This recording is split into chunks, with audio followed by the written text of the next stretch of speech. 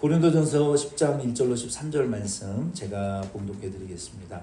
형제들아, 나는 너희가 알지 못하기를 원하지 아니하노니 우리 조상들이 다 구름 아래에 있고 바다 가운데로 지나며 모세에게 속하여 다 구름과 바다에서 세례를 받고 다 같은 신령한 음식을 먹으며 다 같은 신령한 음료를 마셨으니 이는 그들을 따르는 신령한 반석으로부터 마셨음에 그 반석은 곧 그리스도시니라. 거기에 밑줄을 치시면 좋겠습니다. 중대한 내용이죠. 곧 그리스도시니라. 그러나 그들의 다수를 하나님이 기뻐하지 아니하셨으므로 그들이 광야에서 멸망을 받았느니라.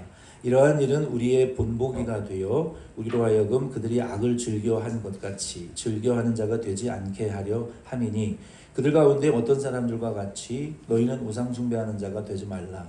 기록된 바 백성이 앉아서 먹고 마시며 일어나서 뛰논다 함과 같으니라. 그들 중에 어떤 사람들이 음행하다가 하루에 23,000명이 죽었나니 우리는 그들과 같이 음행하지 말자. 그들 가운데 어떤 사람들이 주를 시험하다가 뱀에게 멸망하였나니 우리는 그들과 같이 시험하지 말자. 그들 가운데 어떤 사람들이 원망하다가 멸망시키는 자에게 멸망하였나니 너희는 그들과 같이 원망하지 말라. 그들에게 일어난 이런 일은 본보기가 되고 거기에 밑줄 하시면 좋습니다. 또한 말세를 만난 우리를 깨우치기 위하여 기록되었느니라. 그런즉 선줄로 생각하는 자는 넘어질까 조심하라. 사람이 감당할 시험 밖에는 너희가 당하는 것이 없나니 오직 하나님은 미쁘사 너희가 감당하지 못할 시험 당함을 허락하지 아니하시고 시험 당할 즈음에 또한 피할 길을 내사 너희로 능히 감당하게 하시느니라. 하나님의 말씀입니다. 아멘. 고린도전서 10장 1절로 13절 말씀은 말세를 만난 우리를 깨우치기 위한 기록이라는 제목으로 이 말씀의 은혜를 나누기를 원합니다. 바울은 광야와 같은 이 믿음의 여행길의 여정에 들어선 모든 그리스도인들이 고린도전서 10장의 중대성을 다 알기를 원한다라고 하면서 이에 대해서 세 가지를 분명히 알면 좋겠다라고 바울이 고린도 교회를 향해서 편지로 쓴 말씀의 내용입니다. 먼저 1절로 5절 말씀에 보면은 첫째로 이 특권과 표징이 구원을 보장하지 않는다. 구약 이스라엘은 다 하나님의 언약적인 특권과 표징을 보았어요. 어떤 특권과 표징을 얻었습니까? 오늘 이 본문 말씀에 보면은요, 바울이 고린도 교회를 향해서도 너희들이 예수 믿는다고 특권의식을 갖지 말아라 라고 경고하고 있어요. 아니 목사님, 그리스도인들이 무슨 특권의식을 갖고 산다는 말씀입니까? 한번 알아봅시다.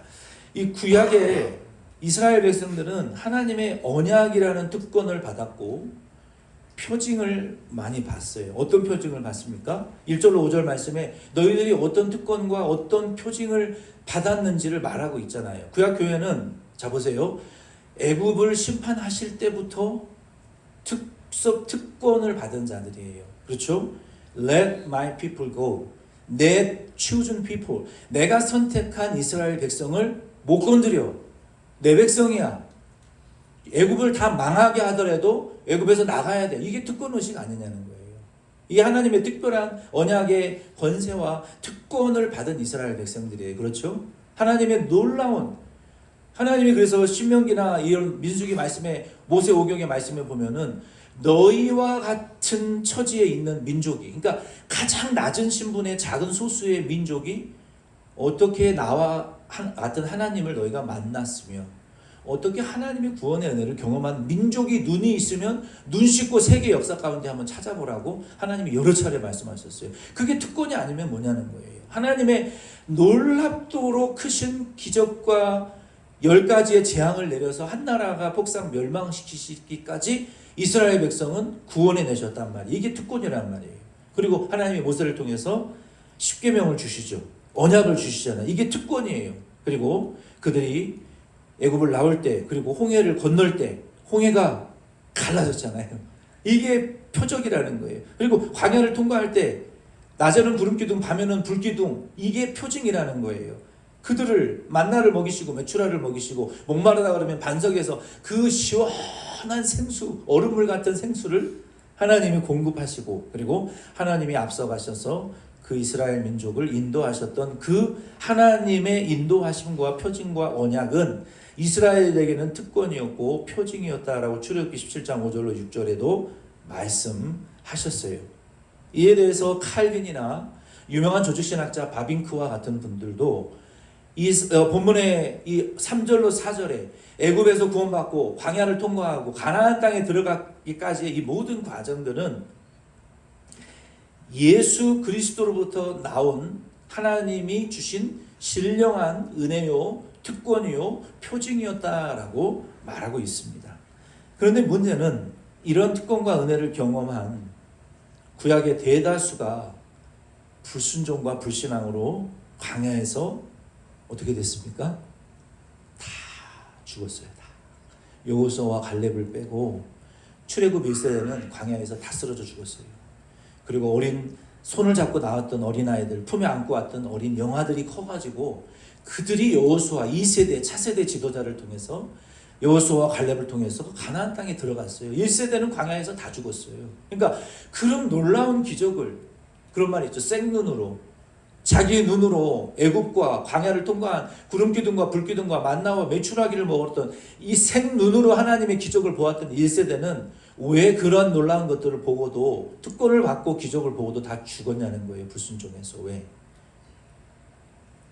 왜냐하면 그들은 특권 의식만 갖고 죄를 방임하고 적극적으로 악을 즐겨 했기 때문이다라고 1절로 5절은 우리에게 가르치고 있어요. 뭐 때문에? 나는 선택받은 사람이야. 우리는 애굽에서 구원받은 사람이야. 나는 예수 믿은 하나님의 자녀야. 근데 문제는 뭐냐면요, 그 이후의 삶이 문제인 거예요. 구원받은 건 좋은데, 축복인데 그 이후에 왜 하나님 말씀 순종하지 않아서 광야에서 다 멸망당했냐는 것이죠. 그것을 바울이 그리스도인들의 특권 의식이고 버려야 할 것으로, 적극적으로 악을 즐겨하는 그러한 특권 의식에서 나오는 교만을 버려야 된다라고 말씀하셨어요.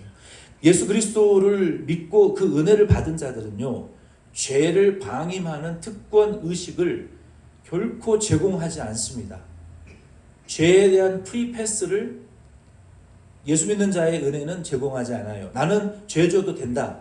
왜 바울이 이런 이야기를 하냐면은 고린도 교회는 교인들이요, 이런 사람들이 있었어요. 나는 예수 믿었으니까 신당에 가서 우상의 제물을 먹어도 죄가 안 되고 우상에게 절만 안 하면 되지, 세속적인 거 다 가서 뜯고 씹고 맛봐도 된다라고 자만했기 때문에 바울이 지금 이러한 자들을 향해서 너희들이 그러한 특권의식을 가지고 나는 죄를 지어도 되고 어디 가도 나는 죄를 안 지을 거야 라는 그런 자만하는 정신으로 적극적인 죄에 가담하는, 악을 즐겨하는 죄를 버리라는 것이죠. 오히려 은혜를 받은 자들은 성경에 보면 내가 예수 믿는다라는, 하나님의 자녀가 됐다라는 그 확신 때문에 죄에 대한 경계를 더 강화시키고 죄와 마귀를 더 대적하라고 성경은 말하고 있지, 나는 죄를 지어도 되고 아무렇게나 막 살아도 된다라고 특권의식을 가지고 죄에 대한 프리패스를 우리에게 주지 않는다. 성경의 은혜는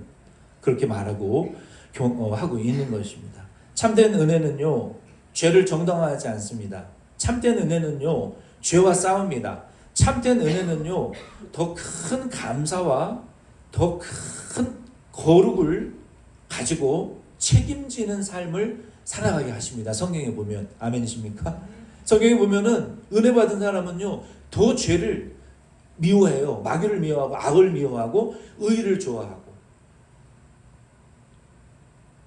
불의를 싫어하고 정의를 좋아하고 공의를 좋아해요. 거룩으로 살고, 그리고 무책임한 삶이 아니라 책임감이 강력한 사람들입니다. 그리스도인들은. 성경은 그것을 우리에게 말하고 있어요. 가정에서의 책임, 사회에서의 책임, 또 이웃과의 책임, 직장에서의 책임감을 정직하고 책임감 있게 살라고 성경은 강력하게 우리에게 요구하고 있습니다. 그래서 존 파이퍼 목사님은 그의 책 Future Grace, The Purifying Power of the Promise of God이라는 부제목에서 이렇게 말을 했어요. 죄의 유혹을 이기기 위해서는 죄가 우리에게 제시하는 그 달콤하고 거짓된 만족을 즐거워하지 말고 하나님 안에서, 약속 안에서 더 크고 확실한 만족을 믿어야 특권의식을 가지고 죄 짓지 않고 살 수 있다라고 말했어요. 그래서 저 여러분도 죄는요 반드시 달콤한 유혹이 있습니다. 근데 우리가 그 죄의 유혹에 넘어가지 않기 위해서는 무엇을 해야 된다고요? 하나님의 약속 안에 있는 더 차원이 높은 기쁨, 하나님을 아는 기쁨을 생각할 때 죄를 짓지 않을 수가 있어요. 그리스도인들은 구약에 하나님이 출애굽과 광야와 구름기둥과 불기둥과 만나와 메추라기라는 보이는 언약과 표징을 주셨던 것과 같이 오늘날 그리스도인들에게도요 교회를 주셨고 세례를 주셨고 성찬과 직분과 같은 가시적인 은혜의 수단들을 우리에게 주셨습니다. 그렇죠? 그래서 저와 여러분들이 지금 교회에 나와 있고 그 은혜의 수단이라는 예배 안에 우리가 지금 들어와 있고 성찬이나 직분이나 말씀이나 성도의 교제를 우리가 하고 있어요. 근데 마치 이것은 뭐와 같냐면요. 구약 이스라엘 백성이 애굽에 막 피, 개구리, 이, 독종, 이질, 피가 물이 되고 물이 피가 되고 그리고 뭡니까? 메뚜기의 재앙 뭐 이런 놀라운 10가지의 재앙을 보는 것과 같은 그러한 기사와 이적을 보는 것과 마찬가지 눈에 보이는 가시적인 표징이라는 것이죠. 우리의 예배와 교회와 우리의 받은 직분과 이 모든 것들이. 근데요. 그 구약 백성이 그 표징을 보고도 멸망받은 것처럼 교회 나온다고 구원받는 거 아니라는 거예요. 교회 나와서 그 모든 신령한 음식과 신령한 생수가 반석으로부터 나왔는데 1절 5절 말씀에 보면 그 반석은 누구를 가리킨다고 말씀했어요? 그리스도신이라고 말씀을 바울이 가르쳐줬죠. 그러니까 우리가 교회에 와 있어도 예수 안 믿으면 구원 못 받는 거예요. 예배를 드려도 예수를 구주로 영접하지 않으면 구원받을 수가 없는 거예요. 그 신령한 광야의 만나와 생수와 메추라기와 광야의 보호하심은 결국 예수 그리스도라는 하늘에 계신 예수 그리스도로부터 나온 것이기 때문에 신령한 것들이에요. 신령한 것들. 그래서 우리가 예수 믿어야 신령한 하나님의 나라의 영생과 구원을 받는다. 오늘날도 마찬가지예요. 우리가 예배 나와도 예수 안 믿으면 소용없고 우리가 신앙생활 해도 예수 안 믿으면 말씀 순종하지 않으면 구원받지 못하는 거예요. 왜? 우리의 반석은 건물 껍데기 이 건물 교회가 아니라 우리 가운데 영적으로 지금 임재하고 계시는 예수 그리스도 실체 그 영이신 예수님을 믿어야 우리가 구원받는다는 거예요. 아멘이십니까? 이거는 다 외부적인 것이고 껍데기예요. 형식이에요. 우리 가운데 임재하시는 오늘도 예수 믿으시기를 바랍니다. 두 번째는 6절로 10절 말씀해 보니까 우리가 따라가지 말아야 될 경고적인 본보기가 기록이 되어 있어요. 게할더스 보스라는 아주 개혁주의 조직신학의 대가입니다. 그분이 쓴 Biblical Theology, Old and New Testament이라는 책에 보면은 게할더스 보스라는 분이 이런 이야기를 했어요. 구약 교회의 실패는 말세의 교회들을 가르치기 위한 구속사적인 가르침의 본보기이다. A sample of a redemptive story.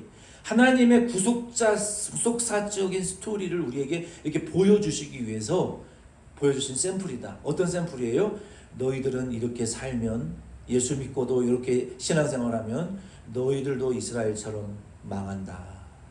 이런 구속사적인 스토리의 샘플로 이 구약 성경을 우리에게 보여주셨다는 거예요. 그래서 그거의 구체적인 4가지의 행동을 바울은 지적을 하고 있어요. 그래서 6절에 이 이스라엘 백성은 본보기로 우리에게 보여주셨다라는 할 때 그 단어는 헬라어로는 디포스라는 단어인데 그 디포스라는 단어는 그냥 쉽게 말하면 example, sample. 원어의 의미는 어떤 의미가 있냐면 이 디포스, 본보기라는 것은 우리가 어떤 쇠나 어떤 나무나 이 딱딱한 것을 이렇게 딱 찍어가지고 그렇죠? 찍으면 거기가 파이잖아요. 그렇죠? 파이면 거기에 자국이 남아있잖아요. 그런 어떤 그 본보기. 그래서 example이라고 찍어낸 어떤 형태, 패여서 만들어진 어떤 틀. 그래서 그런 본보기라는 이 의미라는 것이죠. 그 본보기는 4가지의 형태로 나타났습니다. 그러니까 우리가 따라하지 말아야 될 길이 4가지가 있는데 그것이 뭐냐면은 다 인간의 왜곡된 욕망의 모습들이에요. 인간이 욕구가 있어요. 영원한 것을 사모하는 욕구가, 하나님 나라를 사모하는 욕구가 있는데 그것이 왜곡될 때 나타나는 것이 우상입니다. 그리고 인간이 홍익인간 정신이 있어요.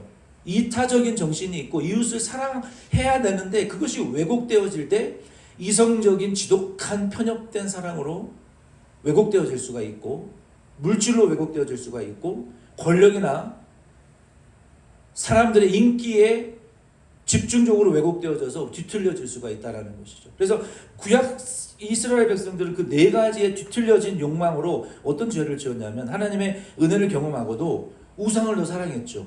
그렇죠? 시내산에서 모세가 안 내려오니까 이스라엘 백성이 뭐 했어요? 자기들의 손과 몸에 달려있던 금을 불에 던져서, 금송아지가 하나님이다, 하나님을 기다리고 하나님의 약속을 기다리다가 지쳤는데 왜 금송아지가 떨어지냔 말이에요. 그게 인간이라는 본성이 하나님을 결국은 만들어낼 수도 없고 만들어질 수도 없고, 만들어내진 결과는 결국 우상밖에 못 만드는 거예요.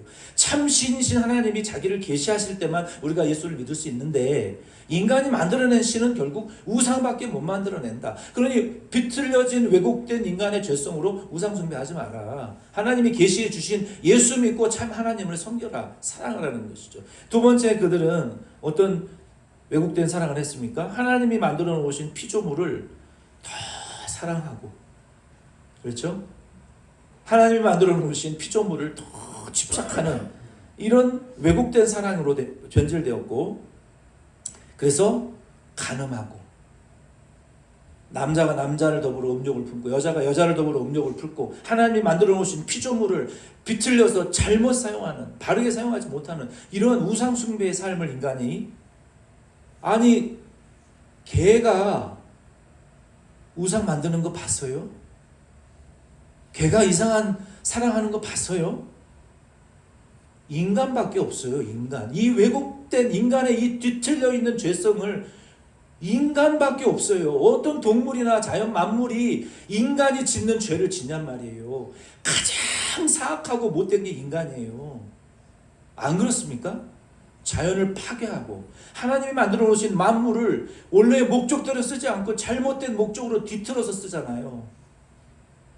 인간만 그런 죄를 짓는단 말이에요. 동물은 그런 짓 안 져요. 안 져요. 그런 인간의 비틀어진 욕망으로 죄를 짓게 되고, 그리고 하나님 원망하잖아요. 아무리 날이 덥고 폭풍이 오고 추워도요, 날씨 탓, 기분 탓, 남 탓하는 것은 인간밖에 없어요. 개가 주인한테, 주인님, 당신이 그러고도 주인입니까? 말하라 짖고 원망하는 거 봤어요. 당신이 그러고도 내 애완견의 집사야. 원망하는 거 없잖아요. 나무가 떨면서 하나님 원망하는 거 봤어요. 하늘이 떨면서 하나님 원망하는 거 봤냐고요. 조금만 추우면 원망하고, 조금만 더우면 덥다고, 조금만 불편하면 불편하다고, 조금만 마음에 안 들면 막 뒤집어 엎어버리고, 그런 죄를 짓는 부류는 인간밖에 없어요. 하나님이 그렇게 놀라운 애굽의 구원을 베풀어 주셨음에도 불구하고, 하나님 있으면 나와봐, 애굽에서 그 정도로 모욕한 게 아니에요. 차라리 우리를 애굽으로 다시 돌려보내지, 여기서 이런 죽음을 당하게 하려고 우리를 구원해야 되냐고. 얼마나 말할 수 없이 하나님을 광야에서 원망했습니까? 그래서 다 죽었어요, 광야에서. 그래서 멸망시키는 자, 천사들이 내려와 그들을 멸망시켰다고요. 그런 놀라운 권세한 능력과 기사와 이적을 보면서도 하나님 시험하고 원망하고, 우상 만들어 놓은 피조물을 하나님이라고 그러고, 하나님보다 다른 것을 더 사랑하는 이런 이스라엘 민족과 족속들, 그래서 그들은 결국 다 멸망할 수밖에 없었다는 거예요. 그래서 존 칼빈은 기독교 강요에서 인간의 마음은 우상의 공장이다라고 말을 했어요. 너무나 맞는 말씀이에요. 우상의 공장. 끊임없이 우상을 만들어내는 공장이다. 얼마 전에 소천하신 뉴욕에서 목회하시다가 다민족 교회를 목회하셨던 팀 켈러 목사님은 그의 책 Counterfeit God, 가짜 하나님이라는 그 책에서 하나님이 우리에게 주신 돈, 성공, 가족, 권력은 원래 선한 것이다라고 말했어요. 맞아요. 하나님이 만물을 주셨기 때문에 원래 모든 것은 선한 것으로 우리에게 주셨어요. 하나님의 영광을 위해서 쓰라고. 근데 문제는 뭐냐면 그 하나님이 주신 돈이나 가족이나 성공이나 권력, 건강 이러한 것들을요, 그걸 하나님의 자리에 올려놓는 순간, 궁극적인 것으로 올려놓는 순간 그게 우상이 되어버린다라고 말했어요. 마지막 세 번째, 우리는 11절 13절 말씀을 통해서 우리는 말세를 만난 종말론적인 교회 공동체라는 것을 우리는 잊지 말아야 합니다. 말세라는 말은요, 예수님이 오셨을 때부터 예수님이 사용하셨어요. 예수님 오실 때부터 이미 말세, 2000년 전부터 말세가 시작된 거예요. 어떤 말세는 종말론적인 몇 년의 시기를 가리키는 것이 아니라 예수님의 재림과 초림과 재림의 시기 전체를 성경은 말세라고 말하고 있어요. 예수님 오셨을 때 이미 말세가 시작된 거예요. 그렇죠.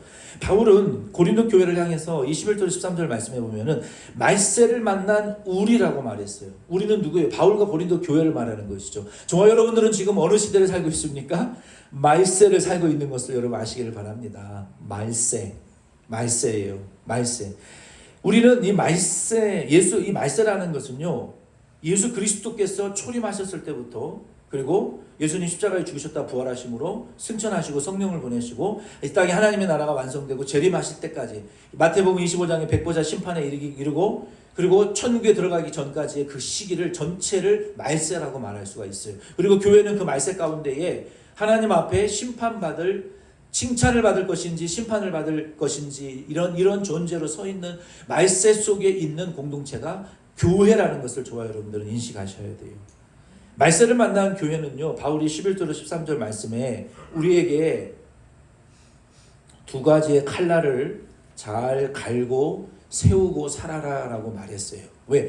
구약의 그 놀라운 하나님의 특권과 표징을 보고도 이스라엘이 멸망하지 않았느냐? 너희들도 우상숭배와 간음과 원망과 불평하는 죄를 짓다 보면 너희들도 이스라엘 백성들처럼 광야 같은 이 세상에서 멸망할 수밖에 없다. 천국 못 간다라고 말씀하셨어요. 그 일을 따라가지 않기 위해서는 우리에게 두 가지의 칼날을 잘 갈고 살라고 우리에게 경고하셨어요. 부탁하셨어요. 그게 뭐냐면은 한 날은 이거예요. 말세를 만난 교회는 두 날 중에 첫 번째 이 날을 갈아야 돼요. 첫째, 한번 따라해 보겠습니다. 영적 자만의 칼을 세워라. 예, 나는 죄 안 져. 나는 절대로 하나님 안 떠나. 나는 절대로 예수 부인 안 해. 나는 절대로 죄 안 짓는 사람이야 라는 이 특권의식에서로부터 나온 영적인 자만의 경계의 칼날을 세우고 살아야 된다는 거예요. 그래서 우리는 나는 강하기 때문에 넘어지지 않고 죄를 지어도 된다라고 하는 이 자만에서 우리는 이렇게 말해야 돼요. 하나님은 신실하심으로 우리가 그분을 의지하여 조심하면서 산다로 우리의 삶의 태도를 바꿔야 돼요. 그러니까 항상 자만을 경계하셔야 되는 거예요. 자만, 교만, 나는 아닐 거야 라고, 나는 거기에 속하지 않을 거야 라는 이러한 자만을 버리고 하나님을 전심으로 의지하시면서 조심 한 걸음 한 걸음 하나님 의지하시면서 조심해서 인생을 살아가셔야 돼요. 그게 영적인 자만의 칼날을 세우고 사는 사람들이에요. 두 번째는요, 그래서 이에 대해서 찰스 스펄전이라는 목사님, 아주 고전 목사님이시죠. 이 목사님이 The New Park Street Purple이라는 책에 일본에서 그 교만에 대한 말을 이렇게 말을 했어요. 자기를 의지하지 말고 끊임없이 깨어 있으라. 자기 의지하지 말고 끊임없이 깨어 있으라. 이게 뭐예요? 우리의 정신의 칼날이 갈려 있어야 된다는 거예요. 갈려. 두 번째는요, 다른 한편의 칼날은 영적인 확신의 칼날을 세우고 살아야 돼요. 한번 따라해 보겠습니다. 하나님은 미쁘신 분이다. 네, 미쁘시다라는 것은요, 믿고 신뢰할 만한 분이다라는 뜻이에요. 하나님이 우리에게 그러면 왜 시험을 주십니까? 시험 주시지 않고 최고의 축복을 주시면 되는 거 아닙니까? 우리를 그냥 최고의 자리에 올려놓으시면 되는 거 아닙니까? 우리 가정을 가장 세계 최고로 부자로 만드시면 되는 거 아닙니까? 중간 과정 다 생략하고 시험이라는 과정 생략하고 그냥 최고의 자리에 우리를 높여주면 잘할게요. 요셉을 보세요. 하나님이 약속하셨어요. 근데 요셉이 뭐가 문제예요? 똘끼가 있었거든요. 똘끼. 교만했잖아요. 목사님 어떻게 요셉한테 똘끼라고 말하셨습니까? 요셉이 똘끼만 있었어요? 아니 꿈을 꿨으면 형들 앞에 딱 가가지고 야 형들 니들 뭣도 아닌 것들이 나한테 다 절해. 이게 미쳤나? 내가 꿈에 봤어. 나한테 다 니들이 절하더라. 부모님도 절하더라. 나한테 절하지. 이게 똘끼 아니면 뭐냐고요. 그 똘끼가 빠져나가야 하나님 쓸 수 있는 거예요. 하나님이 좋아요. 여러분을 시험만 해결해 주시는 하나님은 아니에요. 문제만 해결해 주시는 마법사가 아니라고요. 하나님은 지금이라도 혼자 다 하실 수 있지만 문제는 뭐예요? 죄짓고 타락한 저와 여러분들이 아직 자격이 미달됐으니까 하나님이 모든 사람들을 예수에게로 인도할 만한 일꾼으로 쓰고 싶은데 요셉과 같이 아직 인격 수양이 덜 돼 있으니까 시험을 주시는 거예요. 인격이 아직 준비가 안 됐으니까 특권의식에 사로잡혀서 책임감이 없어요. 책임의식이 처음부터 끝까지 책임지려고 하는 책임의식이 없단 말이에요. 그런 사람을 어떻게 많은 영혼들을 천국으로 인도하는 하늘의 별 중에 빛나는 별과 같은 자로 사용하실 수 있겠냐는 거예요. 욕만 먹지. 그래서 하나님이 시험을 주시는 거예요. 시험을 주셔서 우리에게 피할 길만 찾아주시는 하나님이 아니라 그 시험 가운데에서 내가 신실한 하나님이다. 너는 나를 신뢰할 만한 하나님이라는 것을 알아라. 하나님이 누구인지를 경험해라. 하나님이 누구인지를 신뢰해라. 그걸 알려주시기 위해서 하나님이 작고 큰 시험을 우리에게 주신다는 거예요. 여러분들이 키우는 개도요. 여러분들이 수영장에 들어갈 때 신뢰가 있는 개는 뛰어들어서 주인을 구하려고 구하고 막 낑낑거리고 난리를 쳐요. 근데 주인과 신뢰가 없는 개는요 수영장에 절대 뛰어들지 않습니다. 수영장 앞에 서가지고 그냥 짖고 난리만 치지. 근데 평상시에 진정한 신뢰의 관계가 형성된 개는요 주인이 물에 빠지면 곧바로 빠져서 주인의 머리를 막 이렇게 밀어 제껴요. 동영상 보니까 그렇더라고요. 그리고 막 사람들에게 막 알리고 주인을 살리기 위해서 그렇게 하더라고요. 하나님이 저와 여러분에게 작고 큰 시험과 어려움을 주시는 이유는요 하나님을 신뢰하는 법을 배우라는 거예요.